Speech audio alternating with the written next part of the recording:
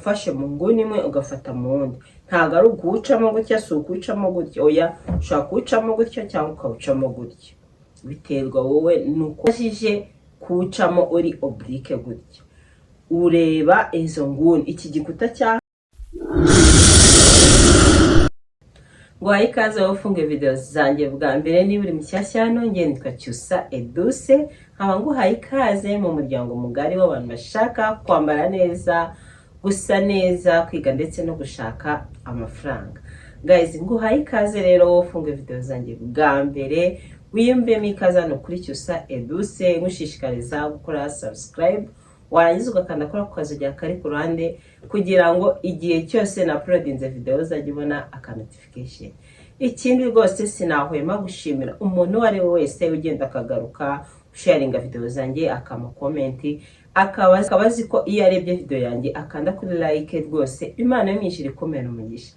Guys, rero nizere ko mumeze neza, maze igihe ntakora nababwiye ikibazo nahuye nacyo, ariko nagarutse kubaha ibyiza, kubaha ibibagenewe. Kumva umuntu wari wese wakoze subscribe hano kuri Cyusa Edouce nta gihombo na kimwe afite. Rero nizere ko mumeze neza, nanjye meze neza pe, nta kibazo mfite. Nagarutse narabuze, ariko iki cyumweru tugiye kwiga. Umva, ntuzacikwe na video z'iki cyumweru kuko ni fire mana yanjye, zirimo ubwenge, zirimo inyigisho, za nyigisho zose dukenera mu buzima bwacu bwa buri munsi, kugira duse neza, kugira ngo twambare neza, kugira ngo tubone uko dukorera n'aya mafaranga, twigurire ikintu icyo cyose dukeneye. Guys, rero uyu munsi tudatinze reka twinjire muri video yacu.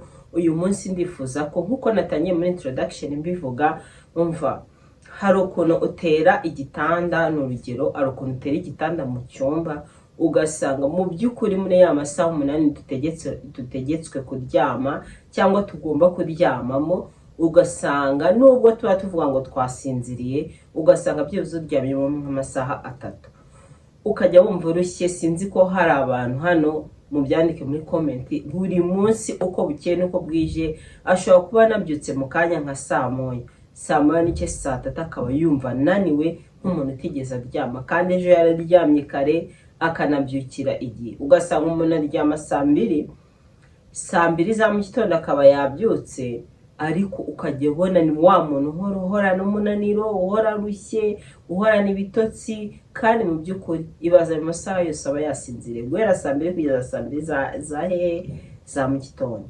Urumva ko hari ikintu ububura, hari ikintu uba utoruganije neza mu cyumba cyawe. Uyu munsi rero nabajyanye mu cyumba. Ese igitanda cyawe mu cyumba cyawe, igitanda cyawe kigomba kuba giteye gute? Ako kantu nakubwenge, ako kantu numvishe nakababwiraho nkakabigisha, nawe ubwawe uri mu rugo cyangwa utari mu rugo, ukahita utekereza neza, ese igitanda cyanjye giteye gute? Ese uyu munaniro cyangwa uko ibi bitotsi morana si byo bya hato na hato bine? Ese uyu munaniro n'ibitotsi si byaba biterwa n'igitanda cyanjye uko giteye? Rero guys, uyu munsi n'icyo kintu tugiye kwigaho. Twize ku bintu bishobora gushyira ku buriri, twize ukuntu ushobora gusasa, twize ukuntu ushobora gutunganya icyumba cyawe, ariko mu by'ukuri igitanda cyawe nacyo kiri mu bintu bya mbere bishobora gutuma, nk'uko twabivuze, icyumba cyawe kirushaho gusa neza. Umuntu akinjiramo akabona arisanzuye, umuntu akinjiramo akabona hateguye neza, bitewe n'uburyo ki wateye igitanda. Guys, rero ntago ari ugupfa kubyuka mu gitondo ngo ufate igitanda cyawe ugitere uko wishakiye, ukirebesha aho ushaka, mbese muri rusange ntago ari ukubyuka mu gitondo ngo ufate igitanda cyawe ugifixe hari. Cyangwa ushaka kuba utarara ku gitanda, ukaba nta gitanda ufite cyangwa ntacyo usasaho, ariko matora yawe uyishyira hehe? Mu by'ukuri uyishyira mu yihengure. Ese si wasanga matera yawe ushaka kuba uyishyira ku idirishya, umutwe wawe ukaryama uri ku idirishya? Ese ntiwasanga? Mbese n'ibyo byose tugiye kuganiraho muri iyi video, turahita dukuramo ibintu by'ubwenge nawe ubwawe, ku buryo kiri butaha ko bate iki gitanda giteye neza cyangwa iki gitanda giteye nabi. guys, ikintu cya mbere nakubwira rero nk'uko nabivuze, igitanda cyawe iyo ugiteye neza mu buryo bwagenwe, ntabwo ari ukubyuka mu gitondo uvuge ngo iki gitanda ndacyerekeza hariya, iki gitanda ndagitera gutya. Ntabwo hari uburyo bwagenwe bwo guteramo igitanda. Ikintu cya mbere ugomba kumenya kugira ngo umenye ko igitanda cyawe giteye neza, uhagarara mu muryango w'igitanda, uhagarara mu muryango w'icyumba cyawe urebamo imbere, warangiza ugacamo umurongo uri oblique. Ubwo umurongo uri oblique si umurongo uri vertical, si umurongo uri horizontal. Noneho iyo umaze gucamo umurongo uri oblique, urumva ko iyo murongo uri oblique ucamo umurongo ufashe mu nguni imwe ugafata mu wundi. Ntabwo ari ukuwucamo gutya, si ukuwucamo gutya, oya, ushobora kuwucamo gutya cyangwa ukawucamo gutya, biterwa wowe nuko wowe ubishaka. Sasa rero iyo umajije kuwucamo uri oblique gutya, ureba izo nguni, iki gikuta cyaha n'iki gikuta cyaha, niho honyine, hano habiri honyine uba ugomba kwerekezamo igitanda, umutwe w'igitanda cyawe uba ugomba kugitera gutya either cyangwa ukagitera gutya. Urugero ndagenda ntubaha mu mafoto, ndagenda ntubaha nimba icyumba cyawe winjiye mu cyumba ukirebamo gutya, camo umurongo umeze gutya, nurangiza igitanda cyawe umutwe urawurebesha hariya kuri kino gikuta cyangwa uwurebeshe hano. Noneho iyo usanze kimwe muri cya gikuta hariho idirishya, ni urugero hano hari idirishya, ubwo umutwe w'igitanda urawurebesha hano. Iyo hano hari idirishya, umutwe w'igitanda urawurebesha hano. Nta na rimwe ndaje mbabwira ibintu bibujijwe mu cyumba guteramo igitanda. Ibyo bintu birabujijwe. Nimba uzi ko unabikora, nimba uzi ko wanabikoze, uhite ubikosora aka kanya, kuko ntabwo ari byiza cyane. Bituma inzu ya cyumba cya gisa nabi, bituma udasinzira neza.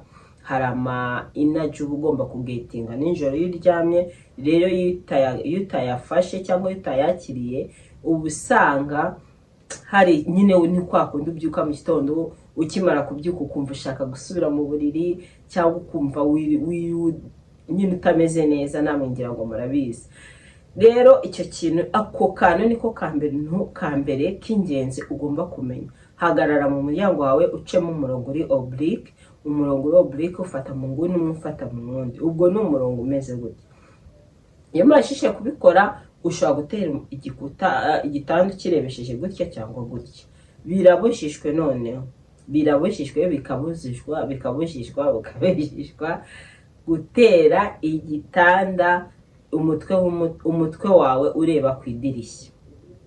Birabujijwe gutera igitanda umutwe wawe ureba ku idirishya. Either n'urugero nabahaye, cya gitanda ucemo, hari abantu tutabizi pe, ntago nabarenganya, nanjye nabimenye vuba, ntago nari mbizi, ariko hari abantu ngiye kuvuga bariyumva hano muri comment, banambwire ko byari bimeze. Guys, mumbwire ukuntu byari bimeze mu cyumba cyanyu. Se wapfaga gutera uko uyiboneye cyangwa nyine ako kantu wari ukazi? Hari umuntu usanga n'urugero igikuta cyahariya kiriho idirishya, ugasanga niho yerekeje umutwe, sibyo? Noneho ikintu cya mbere nababwiye kibujijwe nuko umutwe wawe, kubwo ari aho ushyira umutwe, ubwo umutwe wawe ntiwemerewe kujya ku idirishya. Birabujijwe, murabijijwe. Ako ni akantu ka mbere kabujijwe. Akandi kantu ka kabiri kabujijwe, umutwe wawe kuwerekeza kuri toilette. Nyine ugasanga uryamye hano, umutwe uri hano, toilette iri hano. Birabujijwe.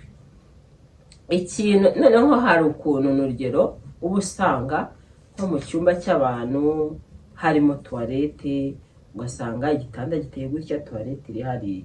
Ubwo uzakoresha uko ushoboye kose na ya oblique wayiciyemo, umutwe wawe urebe opposite ya toilette. Nibyo ngibyo ndimo ndagenda mbereka kugira ngo ugende nyine uhite ubibona, uvuge ati byanga bikunda narabiteye gutya, reka mbiteye gutya. Icyo kintu ni icya kabiri ugomba kwitaho igihe uri gutera igitanda cyawe mu cyumba. Ntabwo umutwe wawe ugomba kwegera toilette, ntabwo umutwe wawe ugomba kuwushyira ku idirishya. ikindi kintu cya gatatu, ntago umutwe impande y'urugi ngo usange igitanda cyawe kiri hano, urugi ruri hano. Oya, byanga bikunda umutwe wawe w'igitanda ushyire opposite n'urugi. Nanone ikintu nababwiye kibangama, sinzi ukuntu mwebwe mwabigenza, ikintu kibangama ni wa muntu ufungurira, icyo ni ikintu cya gatatu. Icya kane, wa muntu ufungura umuryango ukahita nyine ugwa ku mutwe, n'ibyo ndi kubabwira, ukahita ufungura umuryango ukahita ukubita ku gitanda ahantu ushyize umutwe. Ntabwo ari byiza pe, ntabwo ari byiza, mu bikosore.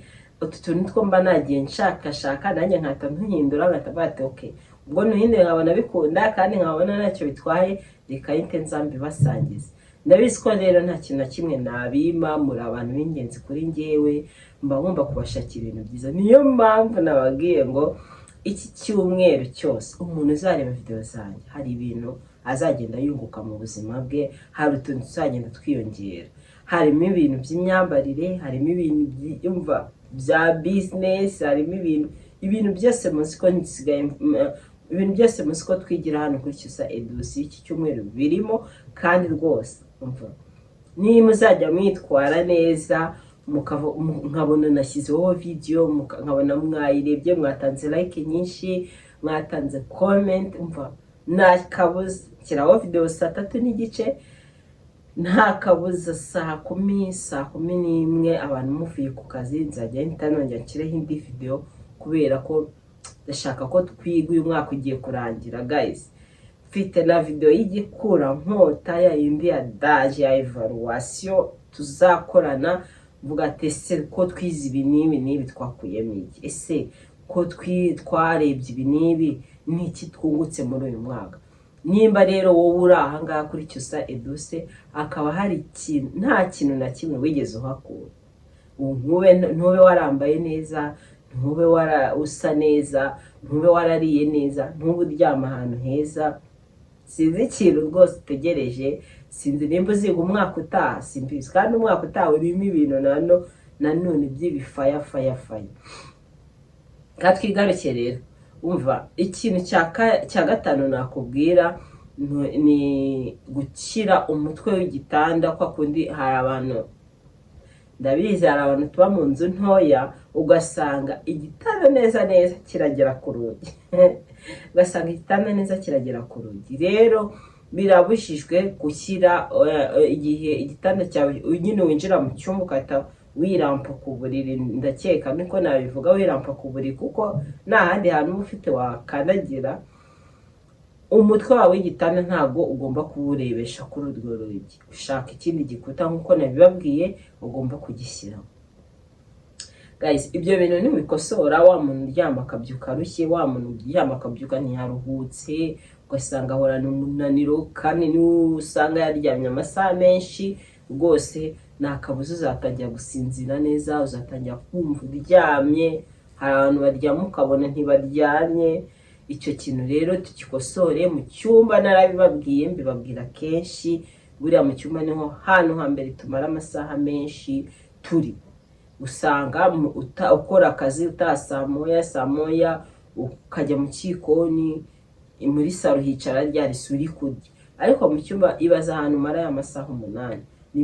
Niho hantu wakagombye kwitaho cyane, ukaba ese mu cyumba cyanyu ngomba gushyiramo ibiki n'ibiki ntagomba gushyiramo, nabyo tuzabireba.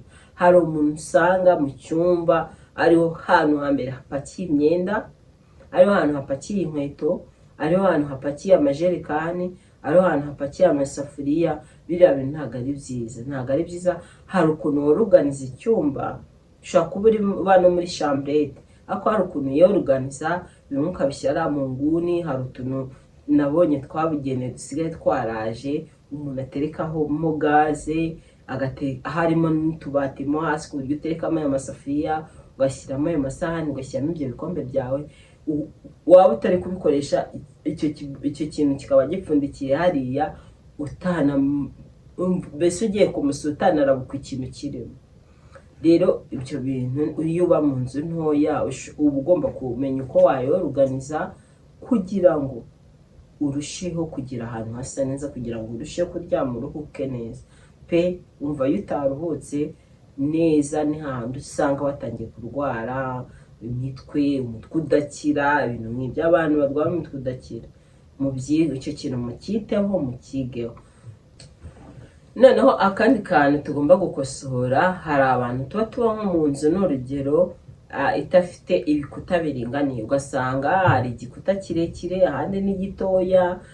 Ndaza kubereka urwo rugero. Ugasanga igikuta werekejeho umutwe wawe ni gitoya ugereranyije, kiriho hagati y'ibikuta binini. Uba ugomba gushyira igitanda cyawe ahantu kiri balanced, kiri neza vertical.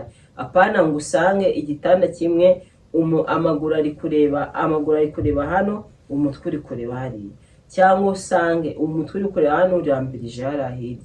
Ntabwo ari byiza. Igitanda cyawe gitere kiri vertical ku buryo uryama nyine umeze gutya neza. Apana kuryama wihengetse kubera uburyo ki wateye igitanda cyawe. Ikindi kintu nakubwira, ni impamvu mbivuze ibyo ngibyo, ni uko usanga hari abantu impande y'igitanda tuhafite akabati kamwe.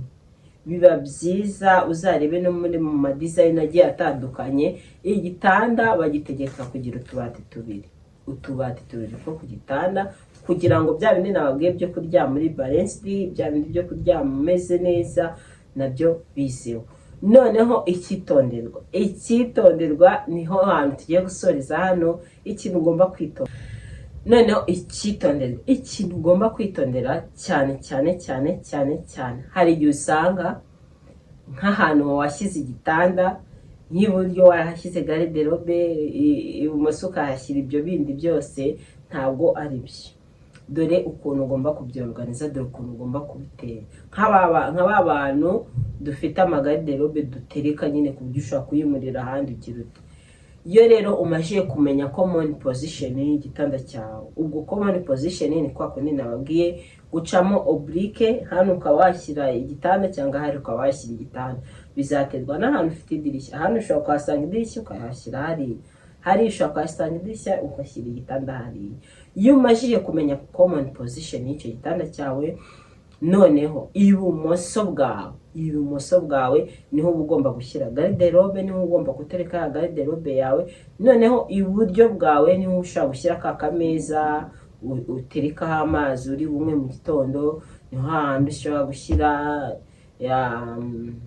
utundi tuntu nyine ukenera ubyutse mbere. Ushobora kuhashyira bibiliya, ushobora kuhashyira radiyo, ushobora kuhashyira televiziyo, ushobora kuhashyira iki. Hari igihe rero kwa kundi nyine twebwe abantu batari babizi, reka mwiyumve, ugasanga aho washyize uburiri naho ushobora kubita radiyo, ushobora ibintu ibyo ari byo byose ubonye. Ikintu ugomba kwitondera nicyo nkubwiye. Ibumoso bwawe hashyira garderobe yawe, iburyo bwawe hashyira ibindi bintu ibyo ari byo byose ukenera ubyutse. Guys, rero nako kantu nifuzaga kubabwiraho, ndakeka ari ingirakamaro mu buzima bwacu bwa buri munsi. Yewe muntu waryamaga nturuhuke, yewe muntu waryamaga ukabyuka utameze neza, aka kantu gakosore, cyangwa reba ko wabigenje neza, ubundi turusheho kugira ubuzima bwiza nk'uko tubiharanira. Turusheho kugira ubuzima bwiza kandi buzira umuze. Guys, ndabakunda cyane rero. Ikintu nabasaba, mukomeze musharinge video zanjye, mu likinge, mu comment, mujya mubona muri comment cyane nandikamo ngumva mukore, wibuke gukora like, wibuke kuma comment ni ingenzi kuri video zanjye. Ngira ngo mpora mbibabwira gukanda kuri like. Iyo mwakanze kuri like, ibaze ko video ishobora kugira ibihumbi 40, ugasanga aho like 10, ugasanga aho like 100. Mumfashe ujye wibuka, nimba ujya unarangiza video ukashiduka yarangiye, jya ubanza ukande kuri like, ubundi urebe ikiganiro. Urabizi ko ntakubwira ikiganiro, ntazana hano topic cyangwa content mbi ngo nuko ngiye ujya. Urabizi ko igihe icyo ari cyo cyose wafunguye video zanjye ubuje kwiga kandi utuntu tw'ubwenge. Ndashaka ko tugera kuri rwa rwego umuntu aza kugusura ukabona ameze ngo yarangaye, kandi nta kintu kinini cyane wigeze uhinduraho, ari utuntu, ari organisation. Ndabizi ko mu buzima bwacu murabizi ko niyo udafite organisation, niyo nyine uturuganisha ibintu byawe uhora ujagaraye, uhora umeze ukuntu. Ako kantu rero tugomba kugakosora ka organisation, tukorganiza ibintu byacu kandi ku gihe, ku tuntu twa makeya, ku tuntu tudatwaye ibintu byinshi cyane. Guys rero ndabakunda cyane, mbibutsa ko ncuruza imyenda. We mbishyashya funge video zanjye, ncuruza imyenda mu mujyi wa Kigali hara muri Tropical Plaza. Ushaka kugera imbere ya Tedemir ukamabwa kamwa cyusa ndi imbere ya Tedemir ngwino undebe, mpita nza kukureba nta kabuza. Ushaka kumamagara kuri iyo nimero. Ikindi abantu bibaza bari mu ntara, dukora delivery mu ntara, ahantu hari hose waba uhahereye tukohereza umwenda wawe ukakugeraho nta kibazo. Kandi abantu bavuga ngo ndahenda ndagira ute guys, umuntu ari wese uje mu mwenda mwiza, ibaze ko hari umuntu uzanka mu mwenda mwiza kwe kuntu namwambitse neza akanzanira n'abandi bakiriya. Ngewe nicyo mba nshaka, ntago mba nje ngo guha umwenda ucuya cyangwa ngo muhe umwenda utajyana ahantu ngo abantu bose babone ko wambaye neza. Icyo nicyo nshaka, kubambika neza kandi bijyanye n'imiterere yanyu, nkabajyanishiriza n'amabara ngira ngo murabizi. Rero guys, ikindi ushaka kugura imyenda myiza complete ijyanye, abantu batinya kugurira kuri Instagram, ndashimira cyakoze by'umwihariko abantu bangurira kuri Instagram bakambwira cyusa imyenda ndayishaka yimwe, mpita nyibaha rwose. Ikindi wowe utaramfollowinga kuri Instagram yanjye warahombye, ni Cyusa Edouce, nk'ibisanzwe ni Cyusa Edouce. Genda nawe following, ujye wirebera postinga, ushaka kuhigira kujyanisha, ushaka kwagurira umwenda. Icyo nicyo kintu cya ibyo bintu bibiri byagira ute byakorohera kugira kubona umwenda mu buryo bwiza. Noneho ikindi kintu guys, rwose ndabakunda, sinabatererana, umva si ukomeze umva ukomeze musharinge video zanjye. Nicyo kintu cya mbere nabasaba, abantu basharinga video zanjye, Imana ibahe umugisha. Ikindi nawe umpa comment, ikintu cyose ukora hano kuri Cyusa Edouce gituma channel yacu ikora. Twihaye intego yuko tugomba kugera ku 10,000 by'abasubscribers. Ubu turi mu 7,700 ngahe, urumva ko tubura abantu 2,000. Sinzi ko inshallah ariko tuzabigeraho. Niyo tutabigeraho mu ntangiriro z'umwaka utaha, dushobora kuba twabagize.